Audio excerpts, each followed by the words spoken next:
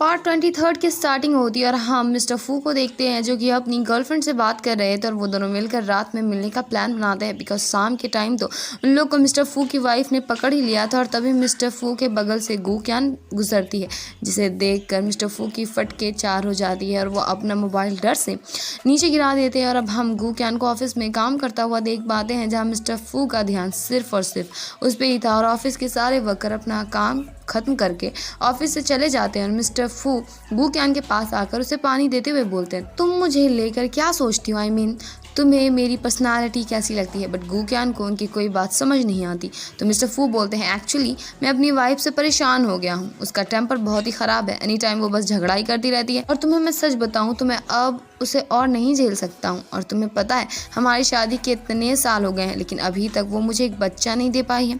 तो गू क्यान बोलती है, शायद मैं आपकी बात समझ गई हूँ लेकिन जो आप करना चाहते हो वो इम्पॉसिबल है और मेरा ब्रेकअप इधर ही हुआ है लेकिन इसका मतलब ये नहीं कि मैं आपकी मिस्ट्रेस बन जाऊंगी। और इतना बोल वो वहाँ से चली जाती है और मिस्टर फू पीछे से यही बोलते रह जाते हैं, मेरे कहने का ये मतलब नहीं था, तुम गलत सोच रही हो। और इधर हम जियान को देखते हैं जिसके पास 2 टॉवल थी और वो दोनों को चेक करता है और उसे जो ज़्यादा सॉफ्ट लगती है उसे वो अपने कार को साफ़ करने लगता है। और वो ये काम नाचते हुए कर रहा था और अब वो अपना कार उठा के एक प्लेस आ जाता है जहाँ कुछ लोग खड़े थे और वो एक लड़के से पूछता है, तुम्हारे पास खुद का कार है? मेरे पास है। और वो एक लड़की को बोलता है, तुम्हारा बॉयफ्रेंड तुम्हें कार दिला सकता है बट मैं इतना अमीर हूँ कि मैं अपनी गर्लफ्रेंड को एक बड़ी सी कार दिला सकता हूँ।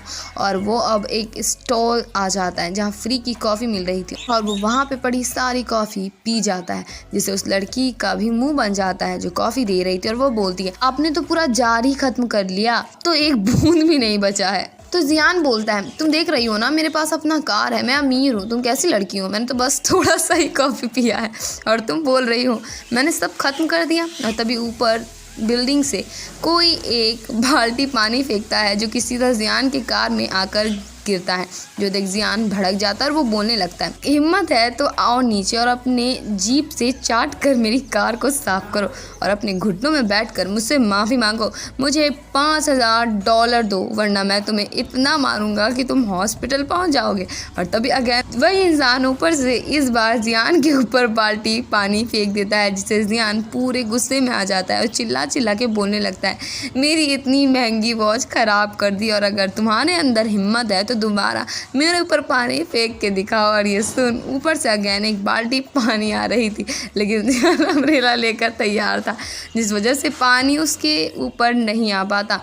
और वो बोलने लगता है, तुम अभी बहुत वीक हो मेरे से लड़ने के लिए, मेरे से लड़ने वाला अभी तक पैदा नहीं हुआ है। और इधर गू क्यान को लियाओ ले न्यूज़पेपर दिखाता है जिसमें मिस्टर मिंग की मेडिकल रिपोर्ट थी और वो देख गू क्यान को उनकी फिक्र होने लगती है। और इधर मिस्टर मिंग को भी सारे मामले के बारे में पता चलता है जिससे वो परेशान हो जाते हैं और उनकी वाइफ उन्हें इतना परेशान देख उनसे पूछती है, कुछ हुआ है क्या? मगर मिस्टर मिंग अभी भी उन्हें कुछ नहीं बताते हैं और तुरंत अपने कंपनी में मीटिंग के लिए जाते हैं। और इधर मिस्टर मिंग की वाइफ और श्याओ को न्यूज़ से पता चलता है मिस्टर मिंग को हार्ट में ट्यूमर है और रिपोर्ट के हिसाब से अब मिस्टर मिंग के पास सिर्फ और सिर्फ 3 महीने बचे हैं। और ये देख श्याओ और मॉम शॉक रह जाते हैं और दोनों का रोना निकलने लग जाता है। बट वहाँ चुन आकर बोलता है, तुम लोग रो क्यों रहे हो? ये बस एक झूठी न्यूज़ है इसलिए इसमें भरोसा करने की ज़रूरत नहीं है। और अब चुन ऑफिस आ जाता है जहाँ गू क्यान भी मिस्टर मिंग के साथ ही और मिस्टर मिंग चुन को उस न्यूज़ में यकीन करने से साफ मना करते हैं। और अब चुन और मिस्टर मिंग एक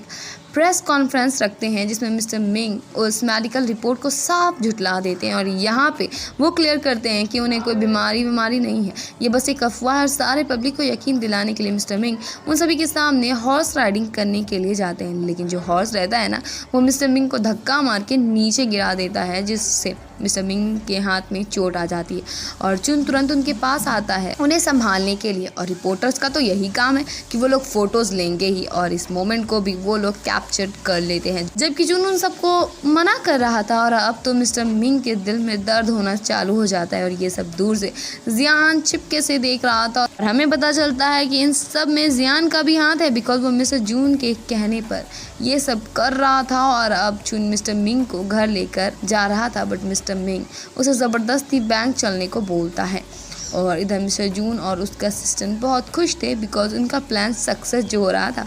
और इन दोनों को ही एक बात ऑलरेडी पता थी कि अभी मिस्टर मिंग बैंक जाएंगे लोन लेने के लिए। और इधर मिस्टर मिंग और चुन बैंक आ गए थे, जहां उनको पता चलता है मिस्टर यू अब्रॉड जा चुके हैं, वो भी सडनली। और मिस्टर यू ने अग्री किया था कि वो मिंग कॉर्प को लोन देंगे। और ये सुन मिस्टर मिंग बहुत परेशान हो जाते हैं और वर्कर्स इन्हें बताती हैं जब तक मिस्टर यू नहीं आ जाते वो लोग लोन के लिए अप्रूवल नहीं दे सकते।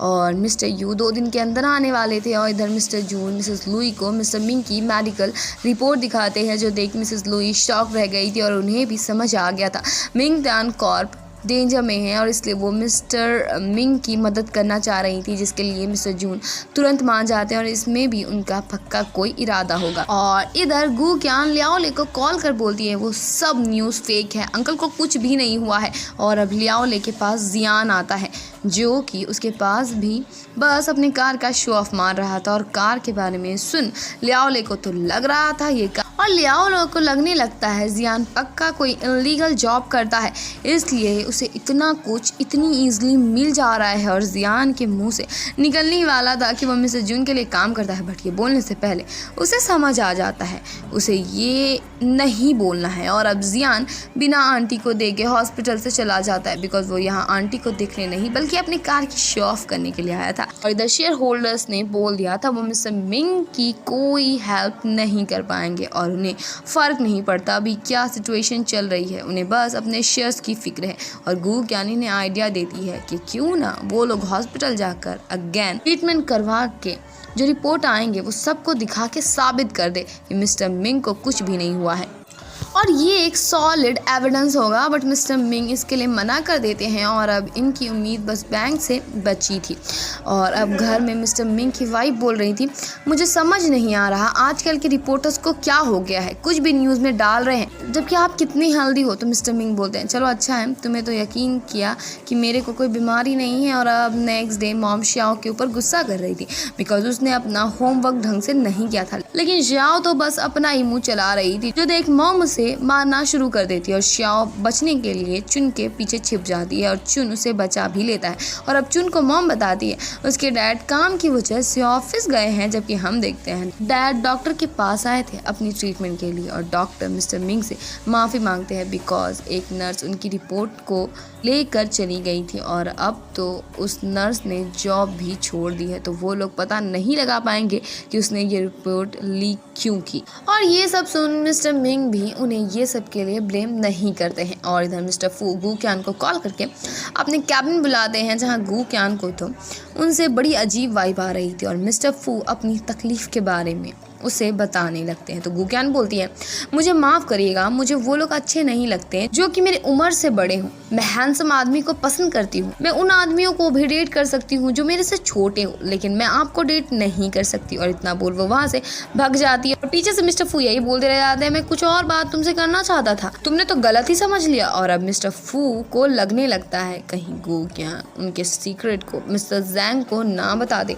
और इधर चुन श्याओ का होमवर्क कर रहा था, जिससे श्याओ तो बड़ी खुश थी। और श्याओ चुन को बताती है स्कूल के टॉपर को उसमें क्रश है, इसलिए वो उसका होमवर्क करके उसके टेबल में रख देता है। और हमें पता चलता है चुन श्याओ का होमवर्क इसलिए कर रहा था बिकॉज श्याओ ने उसे बोला था वो उसकी तारीफ गू क्यान के सामने करेगी और उसको लेकर सिर्फ अच्छी अच्छी बातें ही करेगी, जिससे गू क्यान को उस पर इंटरेस्ट आ सके। और इधर हम मिस्टर मिंग को देखते हैं जो बहुत परेशान थे बिकॉज उन्होंने एक मुश्किल हालात में जिनसे भी मदद मांगी थी उन सभी ने मदद करने से इनकार कर दिया है। और इधर श्याओ अपनी मॉम को चुन का करा होमवर्क दिखाती है ये बोलकर कि वो उसने किया है। और मॉम होमवर्क की तारीफ करती है मगर राइटिंग की बुराई करने लगती है, जो सुन चुन बोल देता है कि आप कैसे मेरी राइटिंग की बुराई कर सकती हैं। और यहाँ पे इन दोनों भाई बहन का भांडा फूट जाता है और मॉम श्याओ की क्लास लगाना शुरू कर देती है और उनकी हर बातों का जवाब श्याओ दे रही थी, जो देख मॉम उसे मारने के लिए भागती हैं। और श्याओ डायरेक्ट जाकर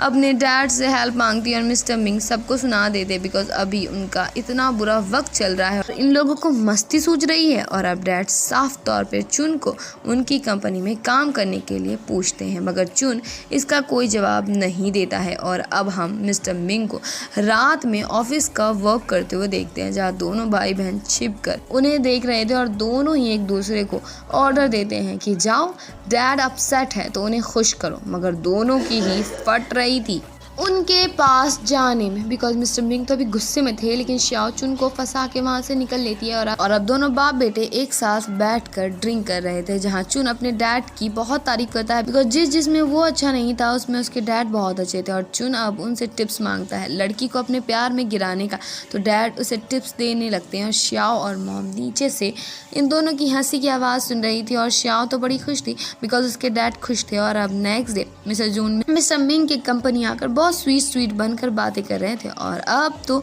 दिन ब दिन मिस्टर मिंग की हालात और ख़राब होते जा रही थी, लेकिन वो अभी भी इसके बारे में किसी को बताने के लिए तैयार नहीं थे। और इधर मिस्टर जून और उसका असिस्टेंट पार्टी मना रहे थे अपने न्यू अचीवमेंट के लिए। और इधर मिस्टर मिंग अपने आप से बात करते हुए बोल रहे थे, जून मैं तुम्हें अपनी कंपनी इतनी ईजिली लेने तो नहीं दूंगा।